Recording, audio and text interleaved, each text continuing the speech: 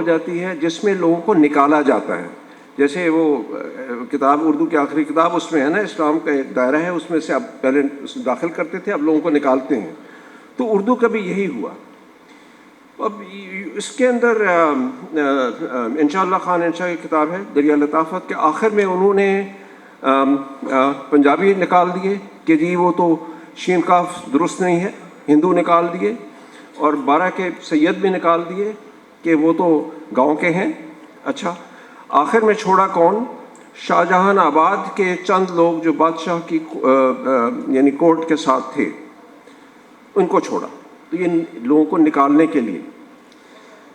اور دوسری شناخت اردو کی جو بنتی ہے اسلام کے ساتھ بنتی ہے، اردو مسلمانوں کی زبان وغیرہ، اس کے اندر کافی چیزیں تھیں. اس کے اندر یہ مثلا یہ کہ ایک یعنی اس کے اندر پڑھائی جانے لگی، مدارس میں پڑھائی جانے لگی، اس کے اندر چھوٹی چھوٹی کتابیں بننے لگیں جو اسلام علماء کا خیال تھا کہ جی مسلمانوں نے چونکہ اسلام کو چھوڑ دیا اس لیے زوال آیا ہے، تو ان کو وہ کتابیں ہندی میں یعنی اردو کو اس زمانے میں ہندی ہی کہتے تھے، بہرحال اس زبان میں دیں. اور پنجابی میں بھی ہیں 55 تو میں نے دیکھی ہیں، اس کے علاوہ پشتو میں بھی ہیں، بلوچی میں بھی ہیں وغیرہ وغیرہ. تو ایک تو یہ زبان مناظرے کی زبان بھی بنی، مرثیے کی زبان بھی بنی، حمد کی بنی، نعت کی بنی وغیرہ وغیرہ. تو اب یہ جو دو شناختیں ان کو یاد رکھیے کہ کیا ہوا.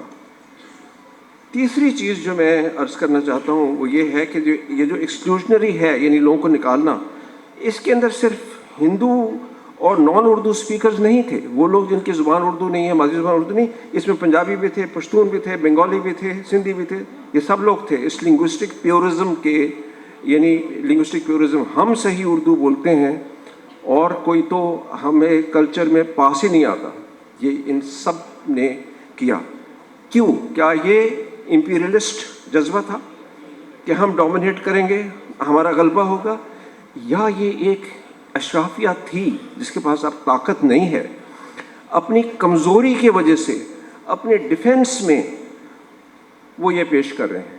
طاقت تو نہیں ہے نا، زمینیں بھی چھن رہی ہیں، اور نوکریاں کچھ ہیں ضرور، وہ بھی صرف یو پی میں ہیں، پنجاب میں، باقی ہر جگہ نہیں ہے. لیکن یہ ہے کہ ہمارا سماجی غلبہ تو رہے، ہے تو سپیریئر. تو یہ کیا ہے؟ یعنی یہ ایک سوال ہے جو میں نے بھی دیا ہے اس کا جواب وغیرہ.